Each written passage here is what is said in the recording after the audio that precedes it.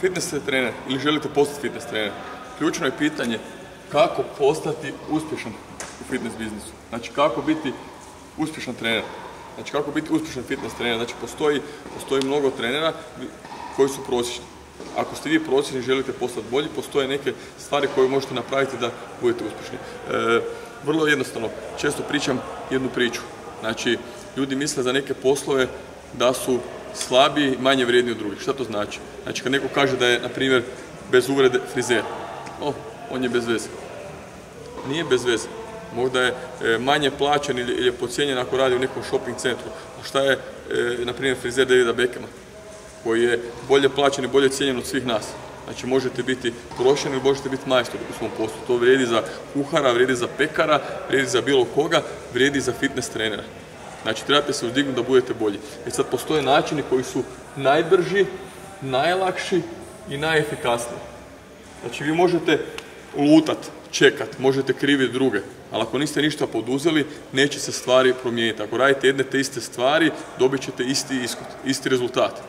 Razumijete, ako jedem istu hranu, dobijam isti rezultat. Moram promijeniti nešto da bi dobio drugačiji rezultat. Da bi vi bili uspješan trener, ja vam to govorim iz svojih 20 godina iskustva i mislim dobrih stvari i velikih stvari koje sam napravio u fitness biznisu i koje još radim. Prva stvar je znanje. Morate biti iskreni i objektivni prema sebi koliko imate znanja. Znači, znanje se dobiva kroz knjige i DVD-eve, kroz seminare, koji su neka neformalna edukacija, može biti formalna, znači fakulteti, učilišta i slično. Međutim, nije garancija ako završite fakultet ili ako završite određene seminare da ćete biti kvalitetan trener. Znači, postoje mnogo više stvari. Ja ću vam sad reći, znači, prvo je znanje. Prvo trebate vidjeti da li znate određene tehnologije treninga, druga stvar, da li znate određene sustave treninga, da li znate to da bi mogli pomoći svojim klijentima, da bi mogli nešto ponuditi. Znači, vi ne prodajete sebe, prodajete znanje, prodajete kvalitetu. Znači, pomažete ljudima.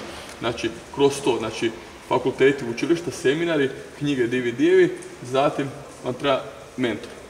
Znači, za znanje vam treba mentor koji će vas usmjeriti šta da činite, šta da radite. Znači, da ne bi lutali.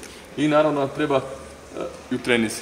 Trenizi da trenirate sebe, da trenirate druge, da bi dobili nešto što se zove iskustvo i praksa. Znači, jednostavno, iskustvo se ne može kupiti. Znači, vi ga morate zaraditi, znači, morate se baviti tim. I naravno da ćete sa vremenom postati sve bolji i bolji u tome. Međutim, tu vam mogu pomoći ljudi koji su dugo u poslu i koji vam mogu pomoći, mogu vam prenijeti brže znanje, to je prva stvar, i mogu vam prenijeti iskustvo kako da napravite nešto bolje u tom trenutku, da ne pogriješite. Sljedeća stvar je marketing. Puno ljudi radi marketing, što se tiče fitness trenera, međutim, ne ide marketing bez znanja. Šta to znači? Ne možete prodavati nekvalitetu ili možete kratkotrajno. Znači, ima ljudi koji marketinški guraju, nemaju kvalitetu. Ima ljudi koji imaju znanje, imaju neku vrstu kvalitete, dobru kvalitetu, međutim, nemaju dobar marketing. Znači, opet ljudi ne znaju za njih, znači nisu to unovčili, svoj trud i svoje znanje. I naravno svoj uloženi novac. Jer ako nešto uložite, mora vam se to vratiti. To je tako. I sljedeća stvar koja fali mnogim trenerima, to je organizacija, odnosno menadžment. Ako niste posložili svoj radni dan, ako niste posložili sav svoj raspored, ako nisu posložili svoje treninge i sve, imat ćete problema. Znači, posao vam ne može rasti ako to nemate. To se odnosi nebitno da li ste vlasnik dvorane, da li radite kod nekoga, da li radite kao samostalan trener u nekom komercijalnom fitnessu, da li ste možda trener čak i u nekom drugom sportu. Znači, morate ove sve stvari zadovoljiti. Sad, najlakši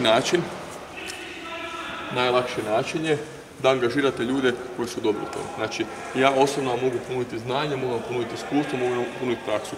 Imam suradnika koja može ponuditi marketing. Znači, možete lutati, možete tražiti, a možete to sve napraviti na brži način. Znači, to je najlakši način. I ujedno taj najlakši način mislim da je najbrži i povezanje da je najefikasniji. Znači, jednostavno si date vremenski rok, u sljedećih 3 mjeseca, 6 mjeseci, godinu dana želim napraviti to. Konkretne stvari, konkretne ciljeve, naći ljude koji će mi pomoći u tome. To vam je moj savjet. Za više informacija ili za bilo šta, javite mi se, kontaktirajte me, mogu vam pomoći u tome.